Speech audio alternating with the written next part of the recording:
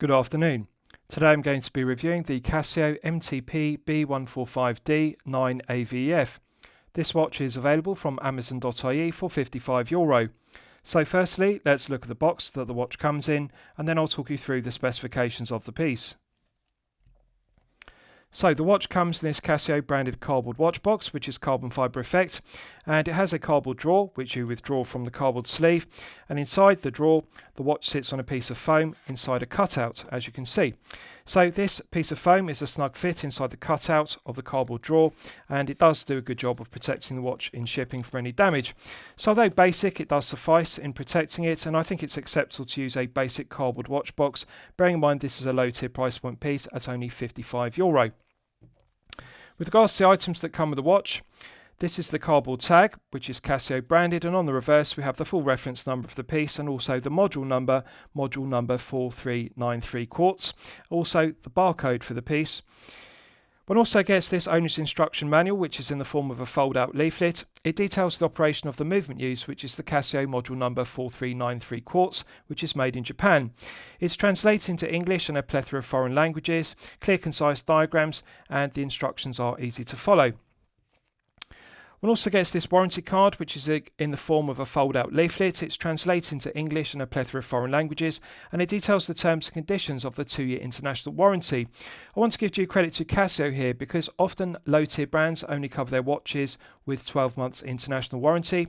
Casio cover this piece with a 2-year international warranty, which is very impressive, and they deserve full credit for that.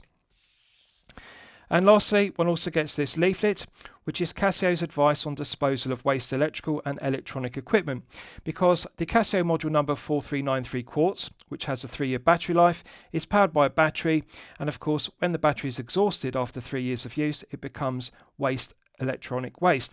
So this gives advice on how to dispose of the battery correctly. So with regards to the specifications of the piece, we have a 35mm case diameter. We have a lug-to-lug measurement of 40mm, a thickness of 7.6mm, and a lug width of 18mm. The bracelet tapers at the widest point at the head of the piece from 21.7mm down to 15.9mm at the 2-button push clasp. So that's a thing to note. The lug width is actually 18mm, but the bracelet is wider than the lug width. So 18mm lug width, but the bracelet is 21.7, tapering down to 15.9. 2-button push clasp is signed with Casio's logo with high definition engraving, and it's solid stainless steel with 2 mirror polished pushers on the flanks. Now I'm going to be critical of the clasp. It's pressed stainless steel, but the thing I'm going to be critical of is the lack of micro adjustment. There are no micro adjustment holes, so therefore it's difficult to get the correct fit with this bracelet, because the other problem is there are no half links. There isn't a half link on the 6 o'clock and the 12 o'clock side of the clasp respectively, and in the absence of half links it's hard to get the correct fit because there are no micro adjustments in the clasp either. Casio could really refine this and improve the comfort level and the fit if they added a half link on the 6 o'clock side and a half link on the 12 o'clock side of the clasp. Alternatively, they could use a longer clasp with 3 or 4 micro adjustment holes in it, and that would make it easier to size the bracelet correctly, because sometimes adding or subtracting 1 full link from a bracelet does not give the desired fit. The bracelet either feels too tight or too loose. With regards to the rest of the specification, we have a flat mineral crystal with no AR coating. So this is a clear cost-cutting measure in order to cut production costs and maximise profit margin per piece, and I think it's a cost-cutting measure too far. One has to be realistic and magnanimous. This is a €55 piece in the low tier, so one is going to see some cost-cutting measures, but however, I prefer to see this with sapphire crystal with AR coating on the underside, because as you can see, the negative of this being mineral crystal without AR coating is when I tilt the piece at an oblique angle, there is a lot of glare and highly reflective nature due to the silver mirror polished applied indices and the silver mirror polished baton handset. And the AR coating absence really is notable. As you can see, it's like a reflective mirror. When I tilt the piece at an oblique angle, it's very shiny and reflective. So I'd like to see sapphire crystal with AR coating, but at the very minimum, I'd like to see mineral crystal with AR coating. The problem with mineral crystal is it's not as hard and scratch resistant as sapphire crystal, and therefore it's going to be prone to being scuffed and scratched with daily wear and tear. So it's a cost-cutting measure too far. The dial is yellow and it has a sunburst finish which is subtle, nice metallic sheen to it when you tilt the piece at an oblique angle. So rather than being a matte textured yellow dial or glossy enamel dial, it has a sunburst finish to it and it's subtle, but it is reflective and metallic. Very aesthetically pleasing yellow tone to it, and it complements or contrasts very well with the silver mirror polished applied indices and the black minute ticks on the chapter ring. The baton hands are correctly proportioned, and I want to give due credit to Casio here because often low-tier brands have a tendency to undersize and make the hands too short. But if you look at the baton minute hand, you can see it. The tip of it nearly extends to the black minute ticks on the chapter ring. The hour hand, which is shorter and also a baton hand, extends nearly to the applied indices, and the second hand extends all the way to the minute ticks on the chapter ring. So, handset is correctly proportioned for the size of the dial. The other thing I like about the dial is it's not over-branded with unnecessary text and specification. Often low-tier brands have a tendency to over-brand the dial with unnecessary text. This does not have too much text. We simply have the Casio logo in black at 12 o'clock and then WR50M at the 6 o'clock position, which denotes water resist 50 metres. 50 metres is perfectly acceptable for a daily wear piece, and they are correct in putting it on the dial. It balances the Casio logo at 12 to have WR50M at 6. Either side of the 6 o'clock index we have Japan movement because, as I've detailed, this is powered by the Casio module number 4393 quartz, which indeed is made in Japan. So to clarify, this piece is assembled in China, and Casio don't try to disguise this or hide it because on the case back they've engraved Japan movement cased in China. So the watch is assembled in China, the movement is made in Japan, and it's cased inside the case in China. So the case, crown, case back, bracelet and clasp are entirely made from solid stainless steel.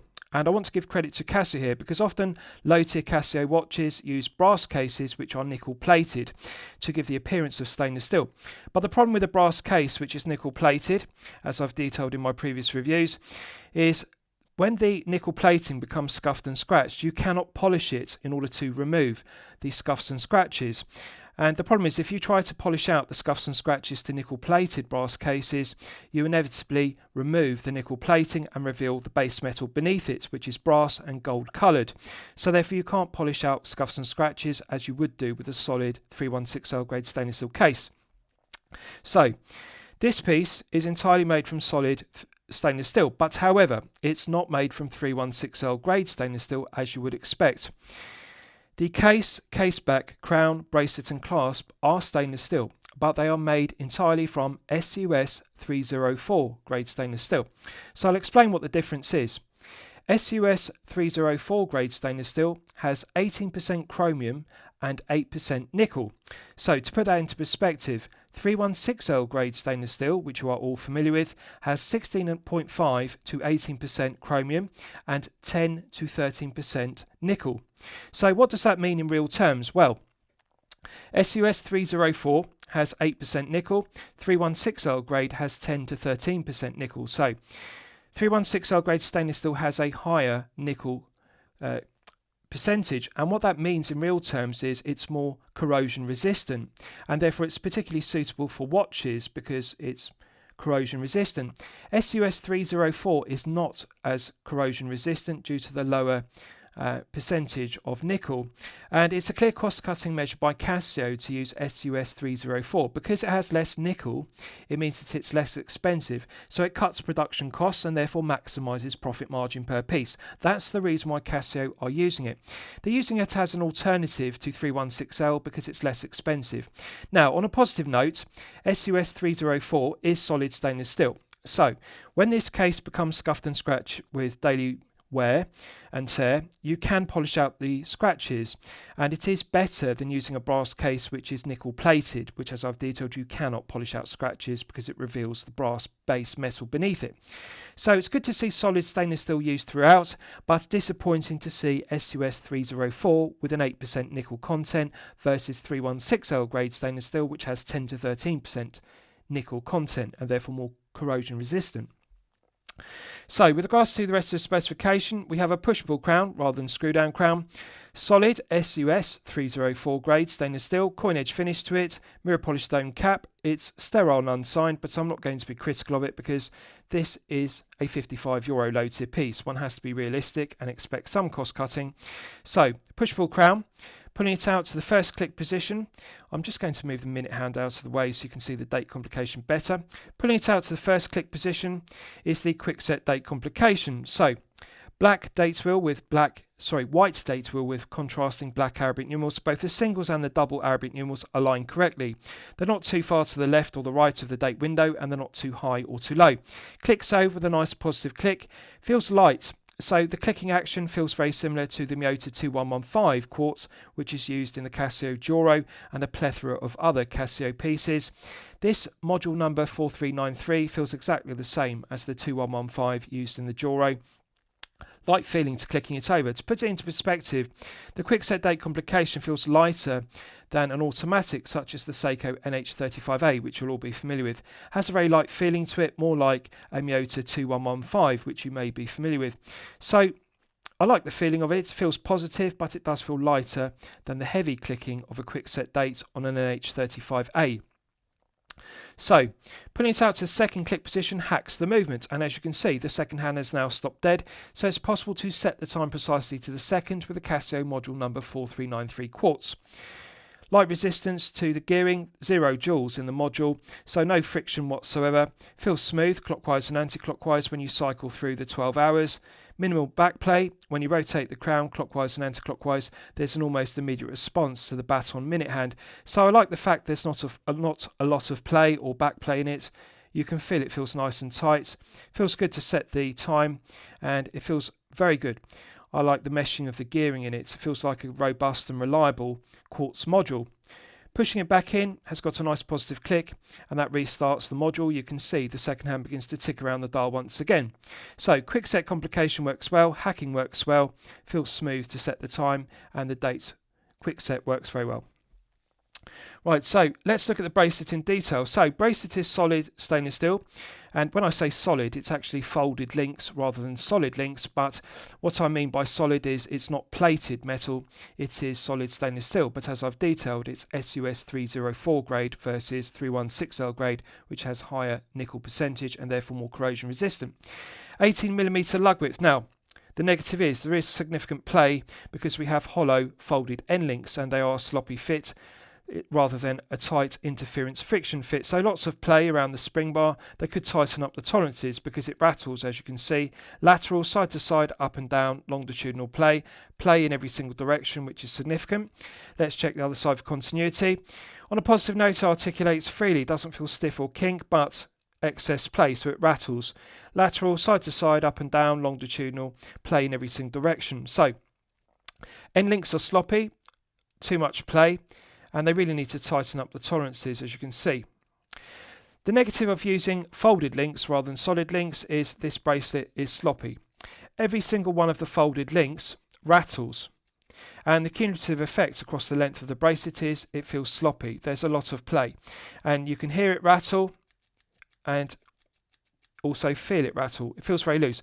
On a positive note, it does articulate freely, doesn't have any stiff links, so it doesn't kink. But the articulation isn't very good. It doesn't articulate very well. Now, it does curve around the wrist okay, but it doesn't articulate to the extent of a push-pin bracelet or a screw-pin bracelet because Casio use keys in the folded links rather than push-pins or screw-pins. And the negative of using the keys, which are flat stainless steel rather than push-pins or screw-pins, it doesn't allow the same amount of articulation and flex. But the other side has the same problem, rattles, longitudinal, lateral, side to side, up and down play in every single direction, but on a positive note, no stiff links. Does articulate freely, but it's a sloppy bracelet. Now visually, on a positive note, it does look aesthetically pleasing. The brush satin finishing has a nice fine grain to it, beautiful luster to it.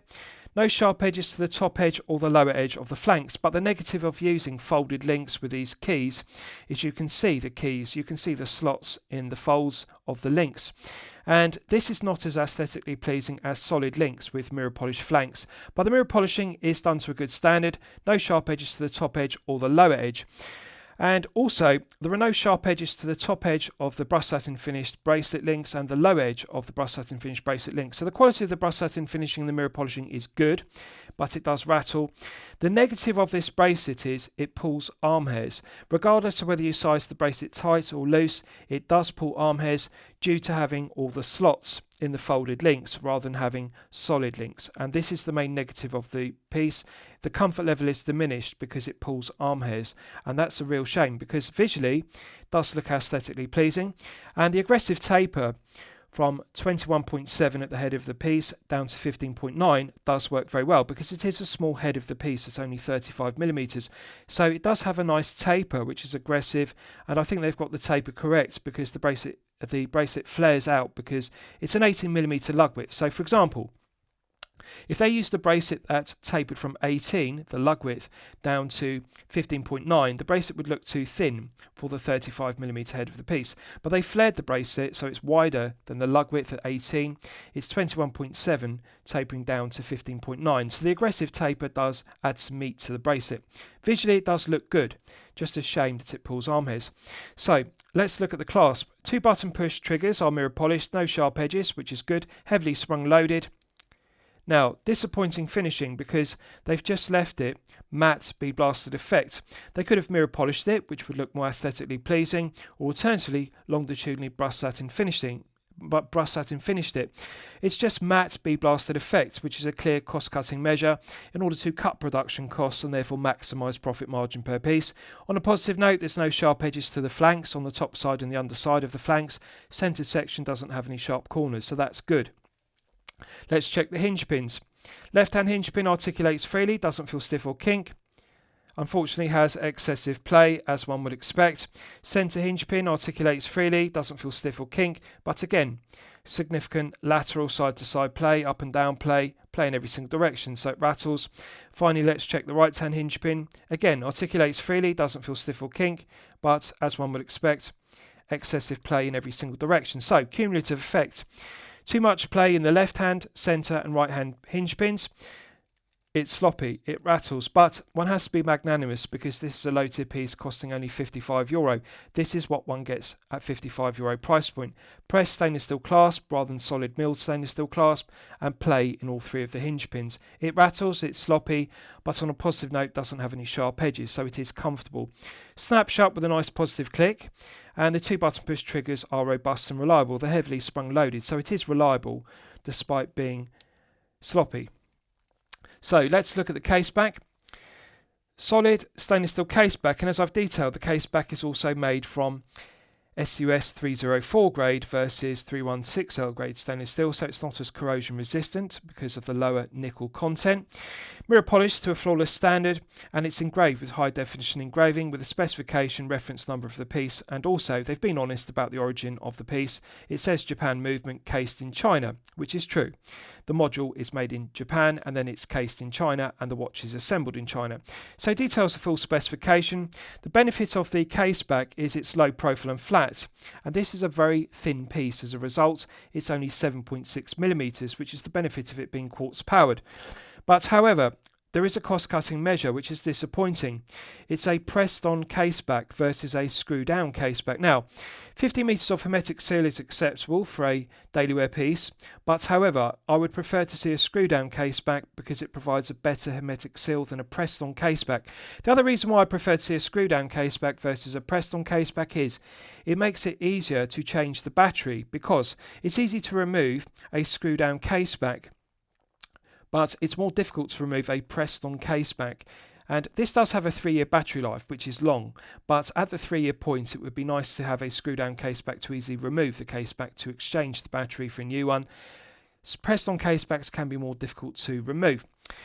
On a positive note, the finishing to the head of the piece is excellent.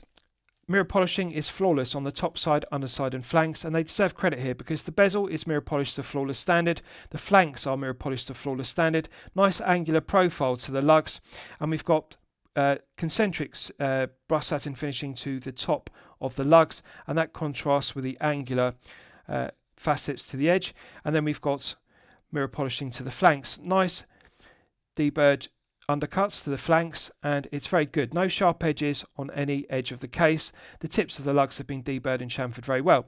So visually it does look like an integrated bracelet piece.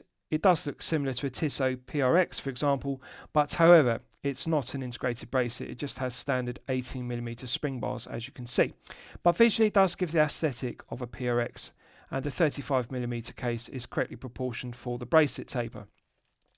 Right, so I'll give you a wrist shot and you can see how it fits on my 8-inch wrist. Now, I haven't sized the bracelet, and I'm pleased to report it easily fits my 8-inch wrist. As you can see, I can actually slide 2 fingers beneath the bracelet and clasp at all times, so this has a very long bracelet.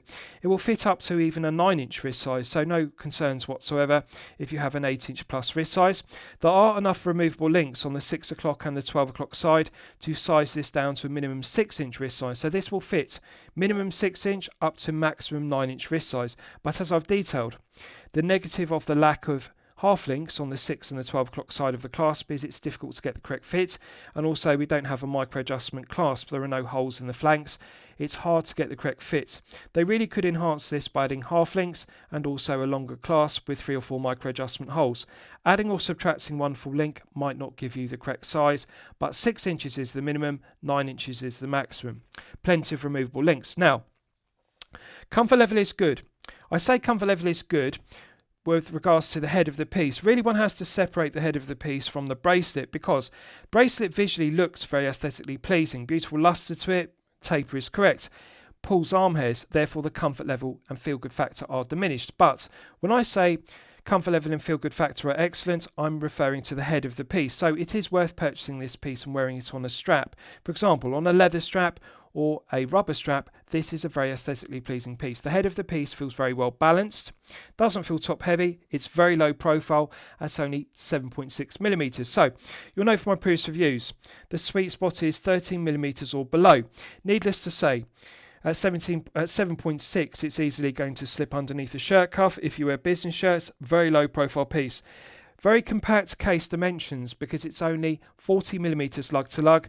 48mm is the sweet spot because 48 lug to lug will fit you regardless of whether you have a 6 to 7 inch wrist or a 7 to 8 inch wrist respectively. So at 48 it's a very compact lug to lug. It's 8mm below the sweet spot. This is particularly suitable for collectors with a smaller wrist size of 6 inches or below. If you have a 6 to 7 inch wrist, it will fit you very well due to the 40mm by 35mm diameter. But however, for a larger wrist of 7 to 8 inches, it does not have enough wrist presence. And this is the disappointing thing. I would like to see Casio make this in a 39mm because a 39mm version with a 48mm lug to lug would suit a 7 to 8 inch wrist better. At 35, it's clearly intended for collectors with a smaller wrist of 6 to 7 inches or below 6 inches, but if you have a larger 7 to 8 inch wrist, 35 just doesn't give enough wrist presence to satisfy. Comfort level and feel good factor are good with regards to the head of the piece. The flat case back sits very snug to the wrist, and the proportions of the case are very aesthetically pleasing. I like that it lacks heft at only 82 grams, and I also like it is only 7.6, so it's a low profile piece and also comfortable due to the flat case back, but the bracelet really spoils the piece. Visually it looks very aesthetically pleasing. I like the aggressive taper, I like the luster of the brushed satin finishing to the SUS 304 grade stainless steel, but however it pulls arm hairs, and it doesn't matter whether you size the bracelet tight or loose on wrist, it catches arm hairs when it moves up and down the wrist. It pulls arm hairs because the slots in the folded links catch arm hairs, and this is the disappointing aspect of this piece. The one main negative: head of the piece looks good, feels good, bracelet looks good but feels uncomfortable to wear because it constantly pulls arm hairs. So it's a real shame they didn't use solid links in the bracelet, because if this had a solid link bracelet, not only would it look good but also feel good. So comfort level of the head of the piece is good if you wear it on a rubber or leather strap, for example, but the bracelet is dreadful. That's the truth. It's very uncomfortable, and it's a real shame because the head of the piece has excellent feel good factor and comfort level.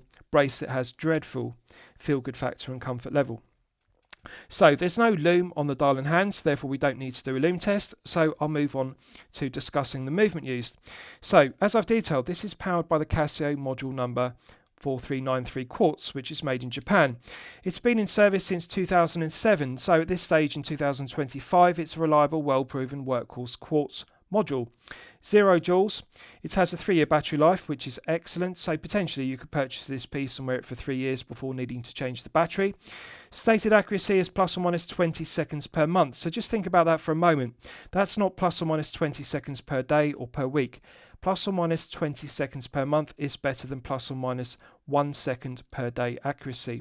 I can confirm that this one is running consistently at 0 seconds per day. Plus or minus 0 is incredible accuracy. Bearing in mind it's only a €55 low tier piece, 0 seconds per day accuracy is outstanding with a 3-year battery life. Quick set date complication works well, as I've demonstrated, and the hacking works well, which is good. No negatives to the module number 4393 quartz. To put it into perspective, it is equal quality, materials, build quality, quality control and reliability to the Miyota 2115, which is used in the Joro and also a plethora of Casio watches. So really the quality overall of the module number 4393 is equal to the Miyota 2115, which Casio use in a plethora of watches. That's the quality we're looking at. It's the correct choice of quartz module for this piece at €55. It's reliable, accurate, 3-year battery life is good. Quick set works well on the date, hacking works well, time setting feels good. No negatives to it whatsoever. So last I'll summarise the piece. What do I think of it overall? Well, when I'm considering reviewing a watch on my channel, the watch meet 2 criteria. It should be both excellent quality and excellent value at the respective price point. So low tier piece, price point is €55. Difficult piece to weigh up. Really one has to separate the head of the piece from the bracelet. Yes, it is worth buying at €55 for the head of the piece and wearing it on a leather strap or rubber strap, because the head of the piece is good. It is solid stainless steel, which is good. It justifies the price, €55. If this were a brass case, which is nickel plated, it would be poor quality and poor value at €55. But solid stainless steel is good, even though it is SUS 304, which has a lower nickel content and therefore not as corrosion resistant as 316L grade. The negatives are the lack of AR coating, the mineral crystal and the pressed on case back versus a screw down case back, but one has to be magnanimous at €55. Head of the piece is good quality and good value at €55. Bracelet is dreadful. Rattles, sloppy, pulls arm hairs, and it's very disappointing. Lack of micro adjustment on the clasp, no half links, so difficult to get the correct fit, and above all else, it pulls arm hairs, so it feels uncomfortable to wear. Comfort level and feel good factor of the bracelet are poor as a result. So one has to separate the head of the piece from the bracelet. I would say the head of the piece is good quality and good value at €55, so it's still worth buying. Bracelet is poor quality and poor value on a €55 piece. Overall, I would say, therefore, it is okay quality and okay value at €55. If Casio updated the bracelet to solid links, of course, then it would become good quality and good value at €55. So I'm going to recommend it to you for consideration, but bear in mind the shortcomings with regards to the bracelet. It pulls arm hairs. I hope you've enjoyed my review of the Casio MTP-B145D-9AVEF. Please feel free to post your own comments below the video. Thank you for watching.